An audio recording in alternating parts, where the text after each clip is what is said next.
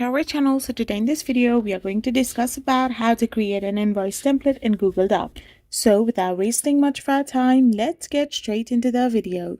So to create an invoice template in Google Docs, all you gotta do is simply switch to your Google Docs. So once you tap it open, you will end up in this kind of interface. So here, all you gotta do is simply tap on the plus icon. Once you do this, you need to tap on choose templates.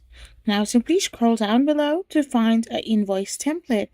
So here you can get different kind of templates that can be helpful to create an invoice, or you can also tap on the plus icon, select the new document and type in your invoice right over there. Customize it as per your preference. So by doing this, you will be able to create an invoice template in Google Docs. I hope you found this video helpful, so don't forget to hit that subscribe button and do give us a thumbs up.